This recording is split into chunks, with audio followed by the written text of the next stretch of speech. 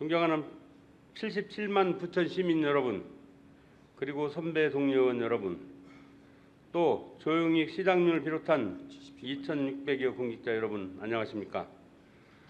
성곡동, 고강 본동, 고강 1동 지역구를 둔 국민의힘 이학한 의원입니다. 시정 질문에 앞서 지난 호텔 화재 사고로 유명을 달리하신 분들의 명복을 빌고 유가족 여러분께 심심한 유리의 말씀을 드립니다. 본 의원은 이 사고를 보면서 부천시에 위기관리 능력이 있는지, 부천시가 정말 스마트 도시인지 묻지 않을 수가 없습니다. 모두가 잠든 한밤중도 아니고 초저녁임에 불구하고 이렇게 인명피해가 컸던 것은 어떻게 이해를 해야 합니까? 사고 현장 주변에는 주차 차량으로 인해 사다리차 등 소방차 진입이 어려운 상황이었는데 도대체 부천시에서는 무엇을 했습니까? 시청 앞 멀쩡한 건물에서 초동 조치만 잘했다면 단순 화재로 끝났을 사고를 이렇게 대형 사고로 키운 부천시가 스마트 도시 맞습니까? 스마트 도시를 만들겠다고 했던 천문학적 예산은 어디로 갔습니까? 이번 사고를 거울 삼아 부천시의 위기관리 매뉴얼을 재점검하시고 사후 약방문식 대책회의가 아니라 정말 시민이 부천시를 믿고 살아갈 수 있는 안전한 도시 하나 만들어주시기를 바랍니다. 시정 질문하겠습니다. 먼저 노상주차장 정책 관련 질문하겠습니다.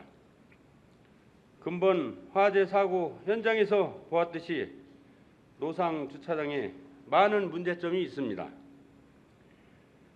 화재 사고 앞 도로의 경우 필요에 의해서 15m 도로를 도시계획이 되었으나 노상주차장으로 인해 실제 가용차 폭은 6m 남짓에 불과했습니다. 소방차 진입이나 인명구조 등 소방작전을 불가능하게 했던 이유 중에 하나라고 보이는데 이는 부천시 전 지역이 마찬가지라고 본 의원은 생각합니다. 따라서 도로는 도로 기능을 100% 유지할 수 있도록 노상주차장 정책을 전면 재검토하시고 숙박시설이나 다중이용시설 주변 등에는 절대 불법 주차 금지구역 지정 등 단속도 강화해야 된다고 보는데 시장께서는 시 전 지역 노상주차장 현황과 향후 노상주차장 정비 계획 그리고 불법 주정차 차량 단속 강화 계획 등 어떤 대책이 있는지 답변 주시기 바랍니다. 다음은 시정연구원 관련 질문하겠습니다. 존경하는 광래경 의원님과 장성철 의원님께서 소상히 잘못된 부분은 질타하였으나 본 의원이 다시 거론하는 것은 부천 시정연구원이 꼭 필요하다는 데 대해서 묻는 겁니다. 지금 우리 부천시는 유사일의 최대 위기라고 생각합니다.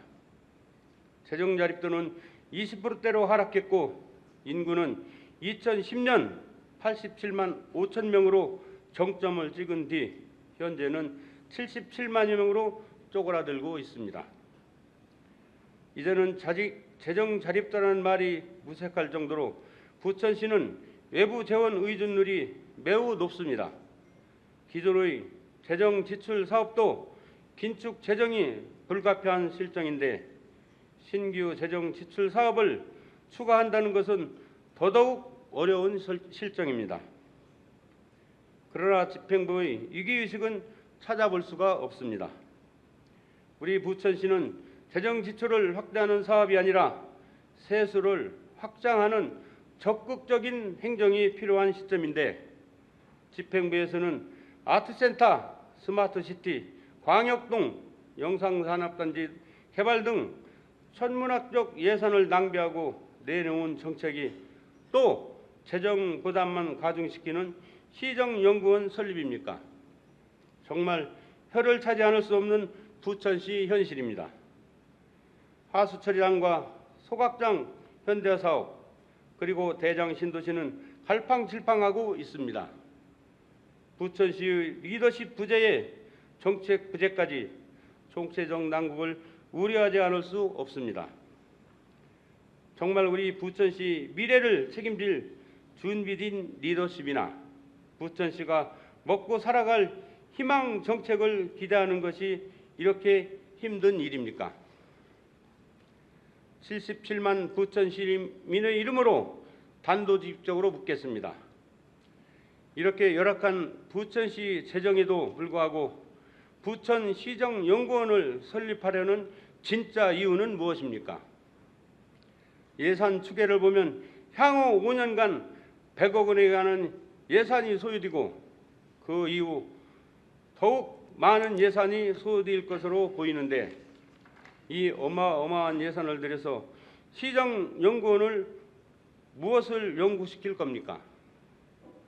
욕국지구와 대장신도시 등 현재 계획된 사업이 완료되면 부천시는 거의 전역이 시가화되는데 이제 와서 부천에 시정연구원이 왜 필요합니까?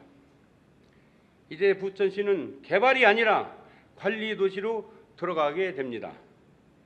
따라서 부천시정연구원 설립은 향후 부천시민의 재정 부담만 가중시키는 애물단지 기구가 될 거라는 우려가 많습니다.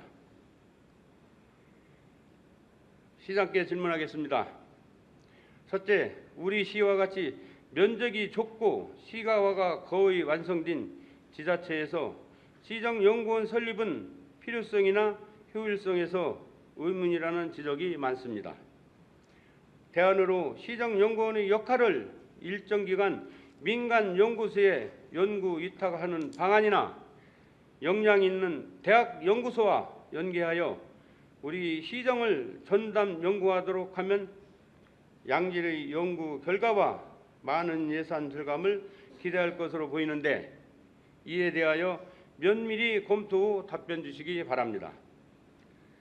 둘째, 최근 전주시정연구원을 설립하면서 많은 문제점이 도출되어 논란이 있었는데 그것으로 알고 있는데 전주시정연구원에서 도출된 주요 문제점은 무엇이고 우리 시의 대책은 무엇인지 구체적으로 답변 주시기 바랍니다. 셋째, 시정연구원의 직원 자격이나 정치인 낙하산 인사 배제 방안 등에 대하여 대책은 무엇인지 밝혀주시기 바랍니다.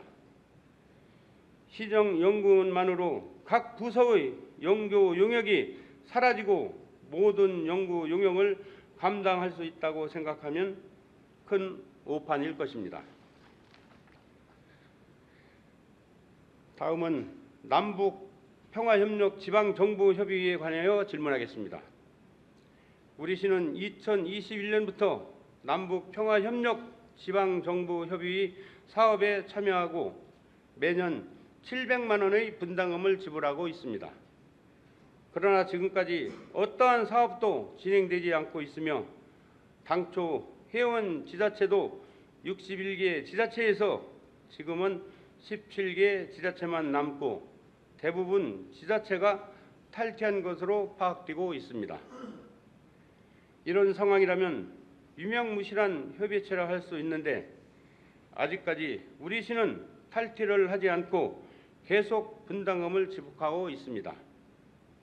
본 협의체의 경우 매년 정기총회를 개최하고 있는 것으로 알고 있는데 시장이 총회에 직접 참석한 현황과 총회에서 결정된 사업 내용에 대하여 밝혀주시기 바랍니다. 끝으로 협의체 참여 목적이 없다면 협의체를 탈퇴해서 분담금 지출을 막아야 한다고 보는데 지금까지 협의체를 탈퇴하지 않는 이유와 앞으로 탈퇴할 탈퇴 계획이 있는지 밝혀주시기 바랍니다.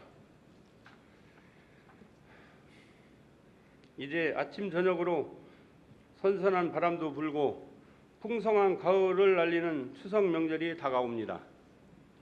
더도 말고 덜도 말고 한가위 같아라는 말이 있듯이 이번 추석에도 어려운 이웃을 먼저 챙기는 훈훈한 명절이 되었으면 좋겠습니다. 이상으로 시장 질문을 마치겠습니다.